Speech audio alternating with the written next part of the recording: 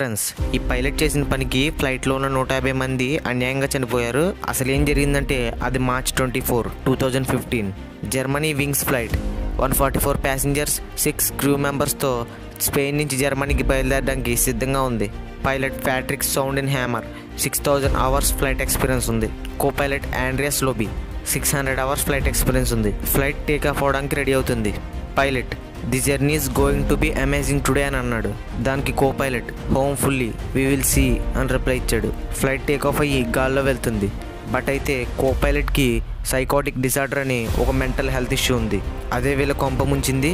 Pilot washroom కానీ clock మీద బయటకు వెళ్ళాడు.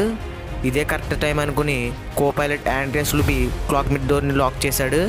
పైలట్ వచ్చి ఎంత అరిచినా తలుపు తీయలేదు. చివరికి గొడ్డలతో తలుపు పగలగొడదామని చూశాడు, కానీ పగలలేదు. అప్పుడు కో పైలట్ మైక్లో this is our last trip అని చెప్పాడు. దాంతో ప్యాసింజర్స్ అందరూ అరవడం స్టార్ట్ చేశారు. 43,000 ఫీట్లో ఉన్న ఫ్లైట్ని 10,000 ఫీట్కి దించాడు. ఫ్లైట్ స్పీడ్ పెంచాడు. అలాగే ఫుల్ స్పీడ్తో ఒక మౌంటైన్తో క్రాష్ చేశాడు.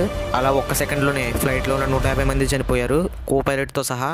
అండ్ ఈ విషయం ప్రపంచానికి ఎలా తెలిసిందంటే ఆ ఫ్లైట్లో ఉన్న బ్లాక్ బాక్స్ కారణంగా. దీంట్లో ఆ ఫ్లైట్లో జరిగే ప్రతి విషయం రికార్డ్ అవుతూ ఉంటుంది.